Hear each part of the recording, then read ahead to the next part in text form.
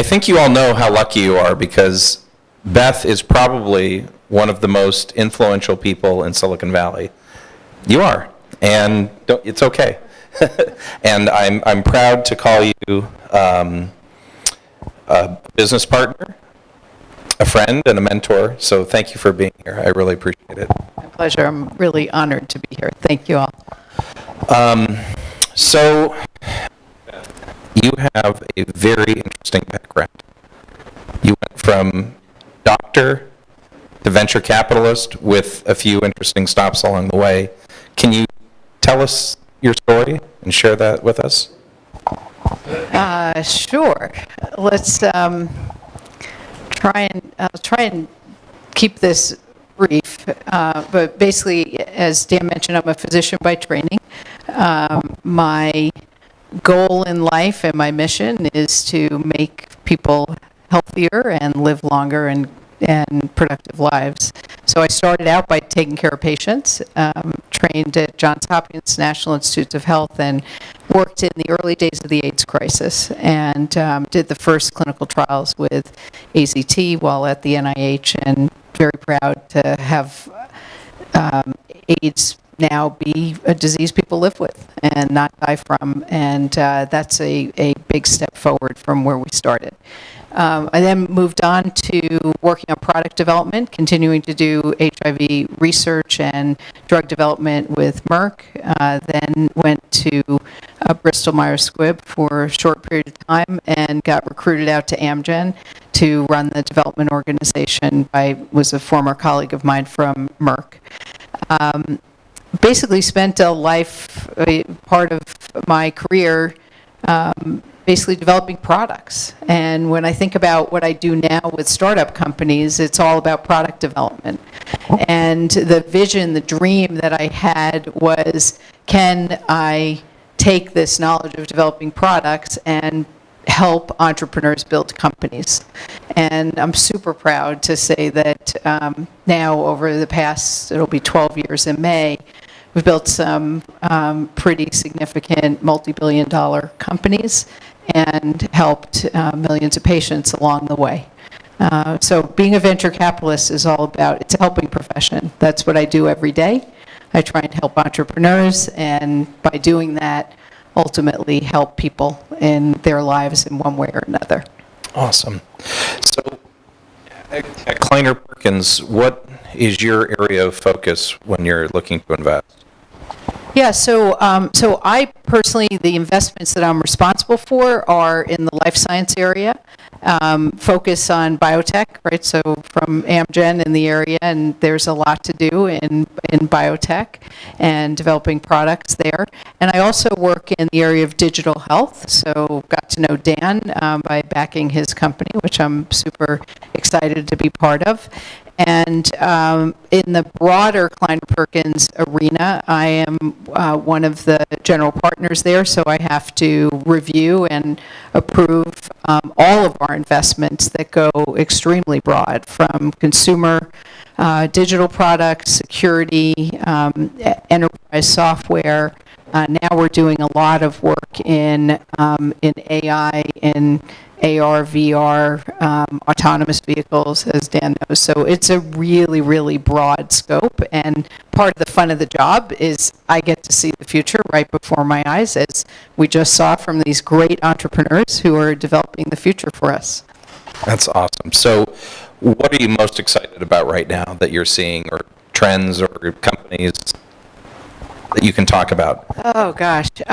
Well, let's take it in pieces. So Mike mentioned before worrying about parking lots and too many cars in this area. I'm not worried at all, because I actually think that cars and driving yourself and all of that, that's going to very quickly be in the rearview mirror. And really excited about what we're seeing with all the technology around autonomous vehicles and all the technology that's building new ways of transportation around the world. And I think you'll start to see some of this bubbling up pretty quickly. On the tech side, there's, everybody keeps throwing out AI, artificial intelligence. I wish we were there. We're not there yet. It's a very, very complicated set of computer algorithms and techniques that are building, but, I think that's probably a decade off for being really, really tractable.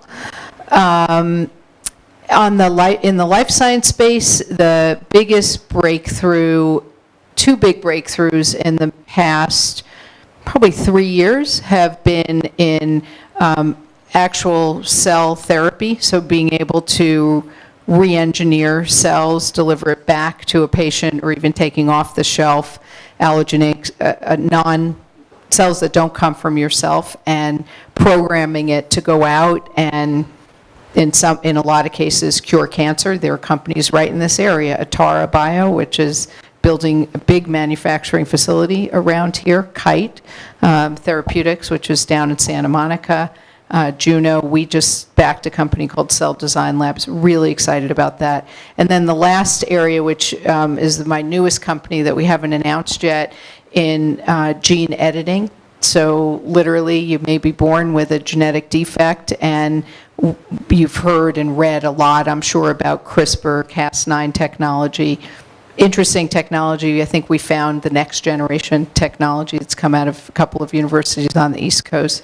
But to be able to, it's kind of mind-blowing to me when I think about, where I started and learning about medicine. Genes were genes, you're kind of born with them, that's it. But now we can actually take disease states, haven't done it in humans yet, in vivo, but it's coming, and correct the error in your genetic makeup and create normal functioning cells and genes. That's amazing. Pretty remarkable. Yeah. That's really cool. So how, in the last 12 years, how has the venture the venture industry changed? Has it? Oh, yeah. It's changed a lot.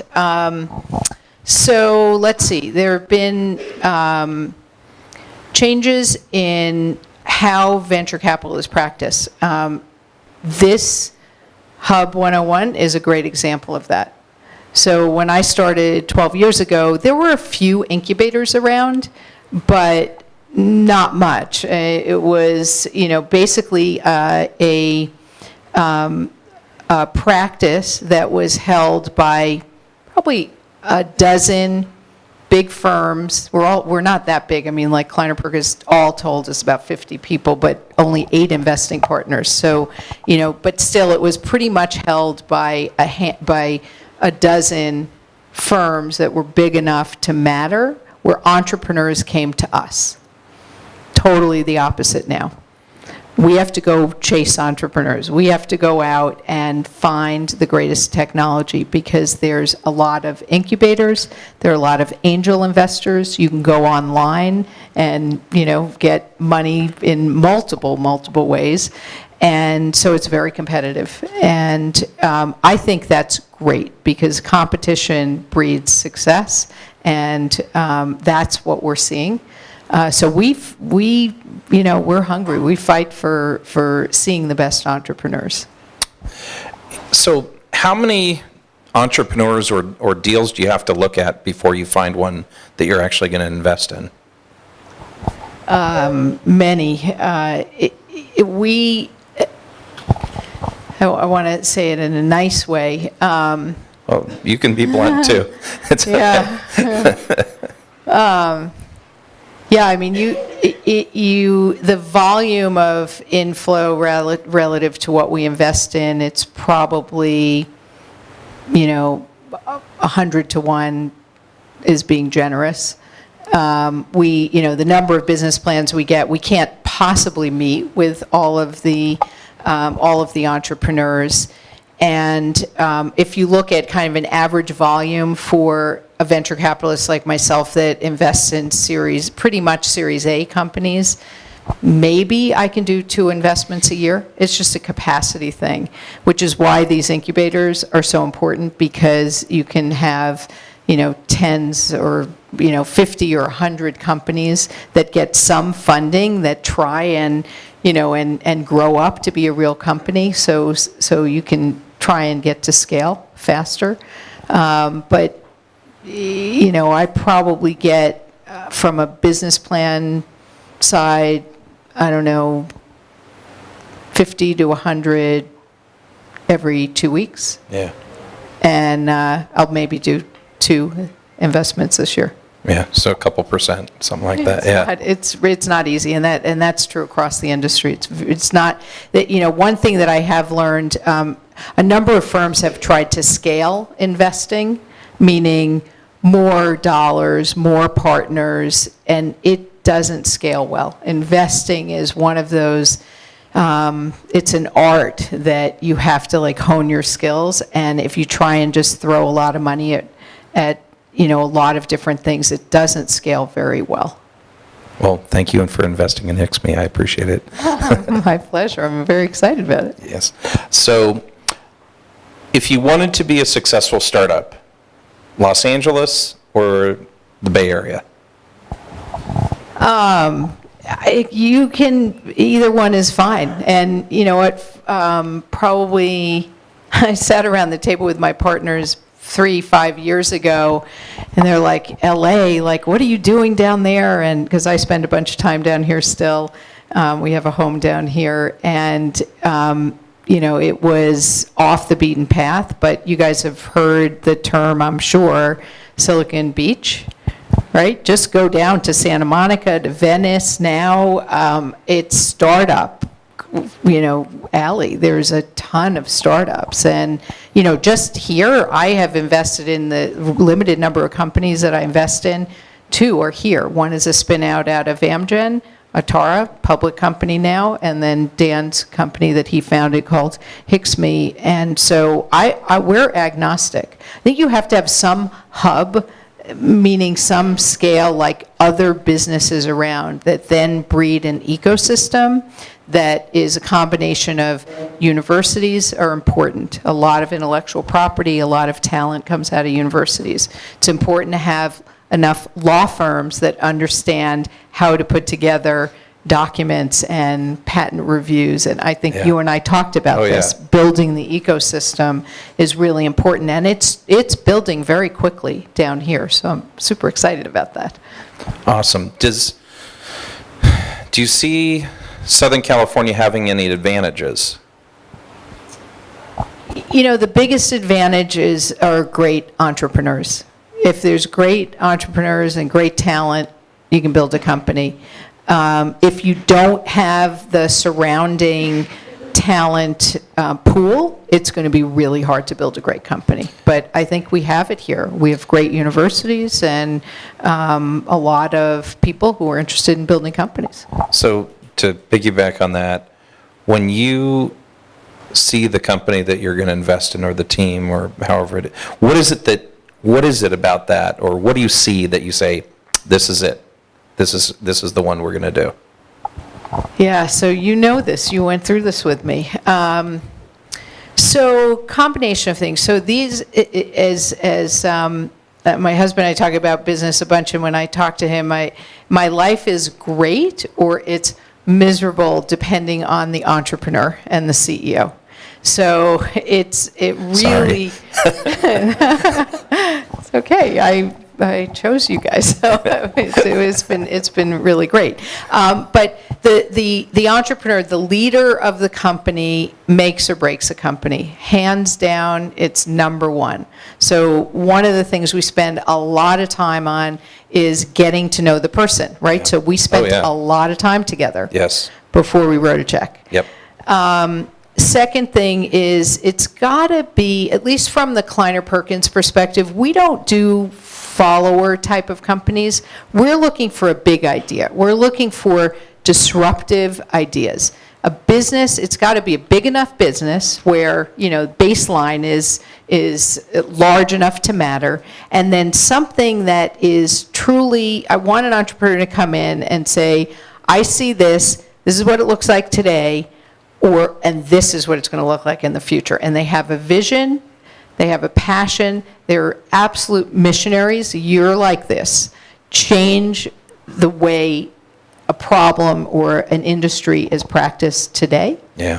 And then you have to have a business model, right? Yeah. A lot of people have a big idea, they're really smart, but they don't have a business model. And you have to know, that's why I was asking the entrepreneurs questions about, how'd you come up with your pricing? What's your go-to-market strategy? You know, do you have any proof points? Those are really, really important elements to know whether you're going to be successful. Yeah, definitely. So we've got a lot of entrepreneurs in the audience and a lot of students just starting out. What advice would you give them? Number one, find your passion, follow it, and just stick with it. Know that it is not, no matter what you see, when you see something that looks great, and oh my God, this turned into a big company, I guarantee you it was not a straight line up and to the right. Never is, never is. You just have to stick with it and know that, there are going to be a lot of ups and downs. It does take a village, a community, a whole environment to successfully build a business. So create your network, surround yourself with people who can help, and just leverage all the advice and all the input that you can. That's awesome. I sometimes tell entrepreneurs that in the beginning it's sort of like being in a dark room and you've got to kind of feel your way around to figure out what you're actually trying to do there. So here's this is a question that maybe no one cares about but me, but I actually really care about this. What do you think the next 10 years of venture capital looks like? Is the model going to change or start to evolve? Feels like we've been doing venture capital the same way for a while. No, I actually think it's evolved a lot, Yeah. a lot. And I think it's going to keep evolving, and it's going to evolve based on the next generation. I'm sure there are some investors in this room and people who are thinking about new ways to do things. I mean, if you look at, for example, in the Bay Area, the biggest disruptor was Y Combinator. Yeah. And, that's taking an incubator, scaling it, now creating a toolkit that entrepreneurs can use. I mean, that's incredibly disruptive to venture capitalists. I think in the biotech side, I can tell you, Susan Lundin is here, she knows this because she's in one of these companies that, I look at and I say it's not venture capital, where you take an early idea, not proven, and you put $150, $200 million into the company up front. Well, how does that work, right? The math for venture capital is all multiples on your investments, and and it's very hard. So it's being disrupted as we speak, and it's going to continue to be disruptive, I'm pretty sure. All right. Now I'm going to ask you a question that is really wacky, but if you could do anything other than what you were doing, what would it be? Anything else in life? This is like the best job I've ever had. I figured. You're doing your dream job. I love this. It's like there's nothing else I want to do professionally. Personally, I'm looking forward to holding my first grandson. So that's Awesome. really what matters. Yes.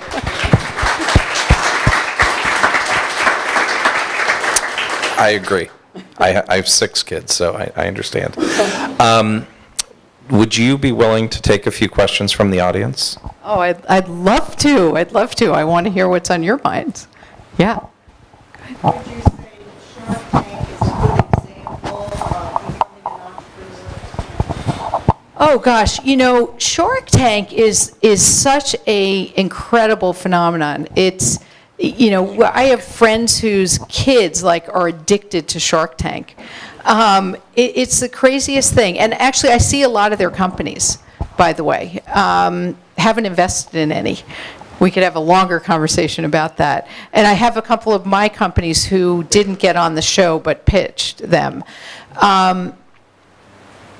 What I like about Shark Tank is it takes people who are outside of Silicon Valley, LA, Boston, the hubs, and allows them to achieve their dream and their vision and to create great products. And so I think that is a set of entrepreneurs who are creating products that really speak to America, and it allows them to have an outlet.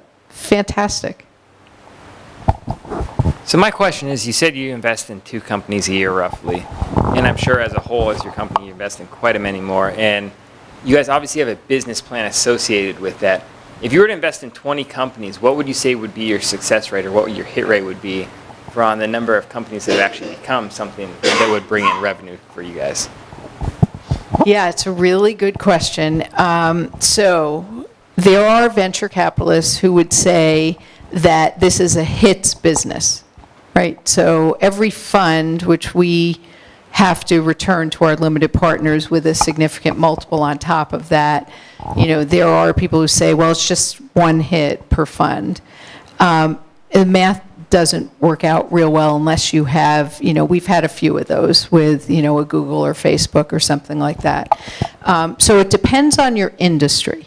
Okay, so if you're developing a consumer product that is, literally selling direct to consumers, and particularly on the digital side, it's probably, 100 failures to 1 success. Very, very, very hard to do. That's why you have something like a Y Combinator where, they just put a lot of small dollars into a tremendous number. If you're in the area of, selling to an enterprise, for example, software, either a SaaS business, security business, digital health business, your success rate's going to be a lot higher if you do your homework. So you have to, they say, basically know what feed the dog food to the dogs that they're going to eat. And so you got to do a lot of research and understand what your customers want. So my comment to the team that was building the physical therapy app, I've looked at a dozen companies in that space because I've talked to customers and I know that's what they want. Biotech, hard, but you've got to build a platform. So it really depends on your business sector, which is why a firm like Kleiner Perkins has been able to be around. We're going into our 45th year because we have a diversified portfolio. And so we have the opportunity to go with the ups and downs in different industry sectors and overall win. Right here. Oh, sorry. It's Beth, it's great to. I'm right here. Sorry. Hi. It's actually great to see you. I had the pleasure and the luxury of working at Amgen for about 5 years, back in the days of ARNASP, in the launch of ARNASP. So it's great to see you after a long time. My question to you really relates to what are some of the most common mistakes that are made by entrepreneurs? What do you see as some of the most common mistakes made by entrepreneurs? Yeah, it's a really good question. So one of the things that we see a lot is entrepreneurs fall in love with a product and then they try and find the market that the product fits into, as opposed to the other way around, which is what I was describing on success, right? And improving your probability of success.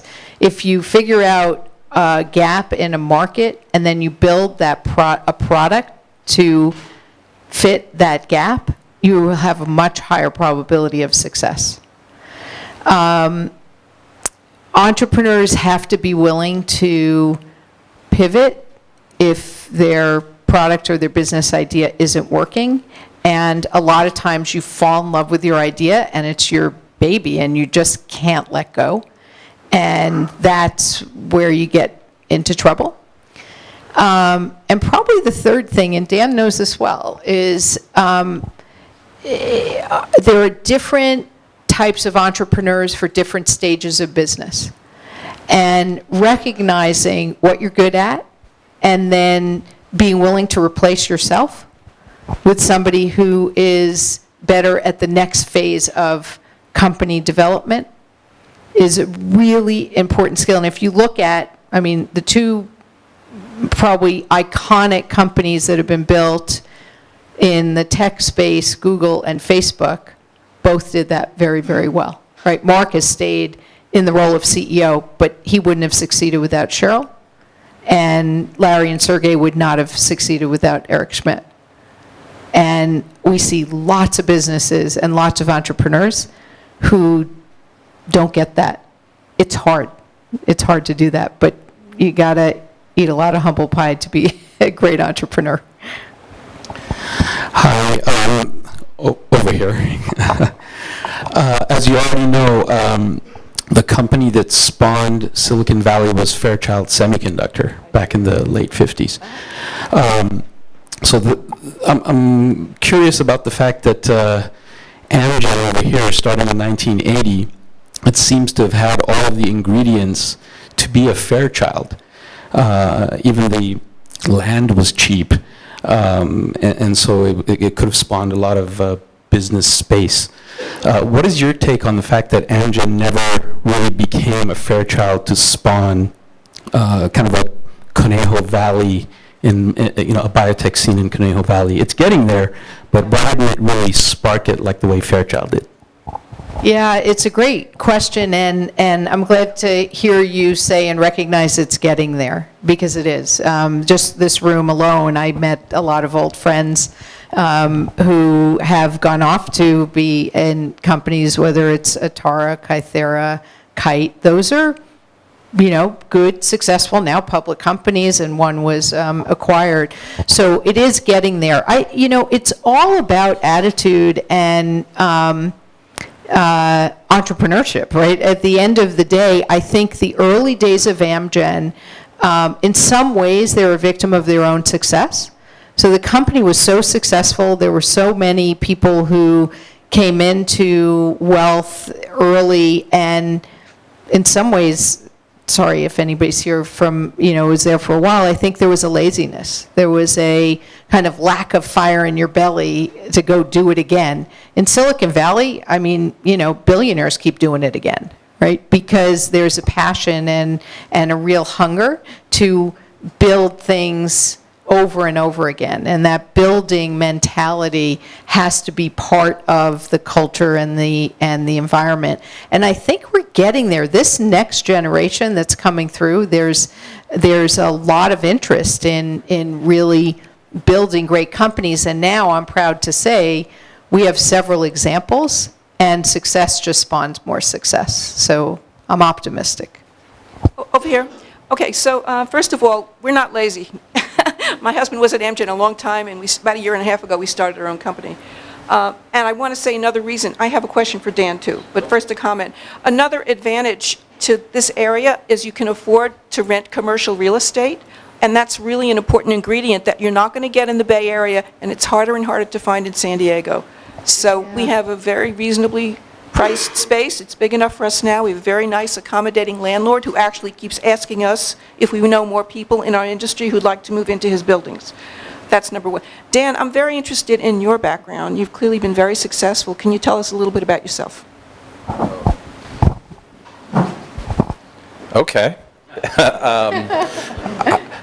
My name is Oprah, and so I actually grew up here in Thousand Oaks. I remember when the first stoplight went in, and that was probably because Amgen started. When we were talking about what Amgen did for this area, I mean, it changed this whole area entirely. And I remember actually someone going door to door selling Amgen stock, and my dad saying, "Well, I'd never invest in something like that." So I grew up here. I went away to school. I came back. I got into the insurance industry. Worked for two big public companies that were in the insurance business, and was investing my bonuses into startup companies. We had a little bit of success with that, and then, as you may recall, about 8.5 years ago, everything kind of crashed. And I remember looking at my wife and saying, our 401k is down 40%, but this crazy, risky bonus investing I'm doing is up about 400%. I want to do that for a living. So I declared myself a venture capitalist, and then had someone say to me, "You're going to run out of money in like 6 months, so you better raise a small fund and get other people to invest with you." So I did that eight years ago on February 1st, and we started investing in startups. it was not enough to pay the bills, and we did run out of money fast. And so I turned to our investors and I said, I've always had an idea for a company, can I start it? And can we back it? And they said, sure, and that was called Hixme, which is the company that Beth is referring to.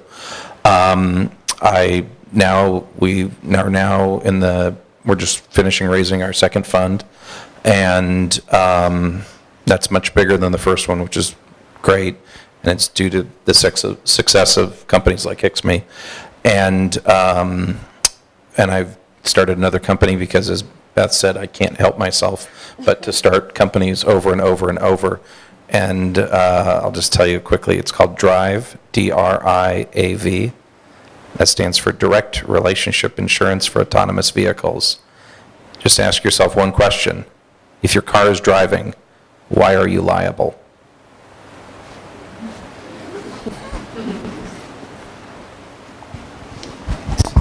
We got one in the back.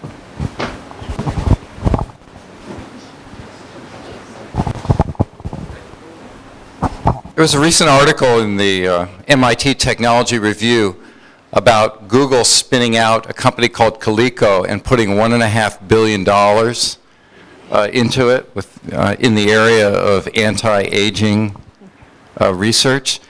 Do you have any comments on that space, and is that of interest to your fund?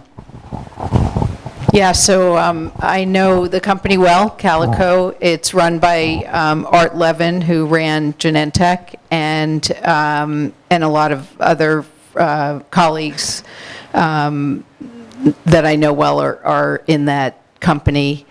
Yeah, I mean, look, we all want to age slower and better and live longer. What they're working on are really common diseases that cause the body to ultimately fail, whether it's your heart, your brain, your bones. And so they're attacking problems with this longevity perspective, but they're common problems. There are a number of companies in the space.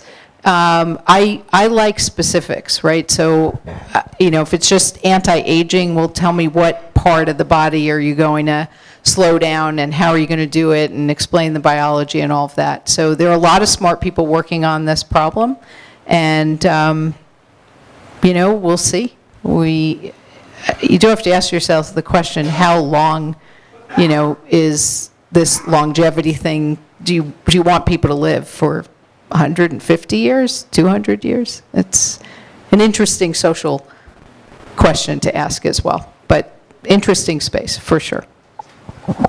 I have a question right here, Beth. You mentioned earlier how you spent some time with Dan before a check was written, and so you were qualifying, seeing the kind of relationship you can start at this point. Can you give some advice to some of the entrepreneurs, I deal with a whole bunch of them, on how to pick the right investor? Not necessarily going with a classical exit, looking for the bottom line versus the triple bottom line investor? Yeah, that is a great question. And,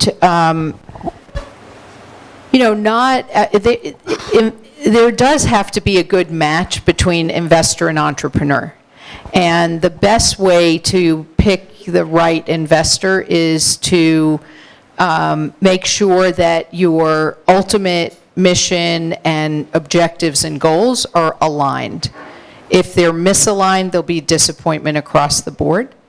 The good news, and sort of Dan's questioning about what's happening in venture capital or things changing, is that there are a lot of social capitalists now. I mean, look at what Mark Zuckerberg and his wife Priscilla Chang just did, and look at what the Gates Foundation has done. It's whether it's with renewable energy, they're limited partners of ours. So there are many options to get capital. Align your mission. You're kind of getting married when you pick an investor because they own part of your company, and so make sure you like who you're marrying. I highly recommend, I had Dan do this, and I know he did, your investor will do a lot of diligence on you and your company and your idea, turn the table on them. I tell every entrepreneur before they take our money, please go and do diligence on me. I want to make sure you're comfortable that not only the firm that I work for, but myself personally, that I'm a good match for what you're trying to do. You know, I might just add to that. Can everyone hear me? So, we were just as much as Beth was looking at us, we were also looking at her and Kleiner, and it became very clear to us that they were the perfect match for us. So you should be, as an entrepreneur, like Beth said, interviewing the investors as much as they're interviewing you, because it's important that you get the right fit, and we did. What was your biggest challenge being a female in this industry, and do you have any advice for female founders? Yeah, good question. My biggest challenge was going through the lawsuit against our firm, honestly, which was not a pleasant experience. But, look, I think it shouldn't matter what your gender is, what your race is, what your, orientation is, religious, sexually, it doesn't matter. Be great at what you do. My best advice is really become an expert in your field, and don't be afraid to take risks, and don't be afraid to speak up, and just develop an excellence, and you'll do great, because results are ultimately what people look at. They look beyond who you are and what your gender is or whatever, but results will speak for themselves. Well, one result that you have is the largest crowd that we've ever had for this event, so thank you so much.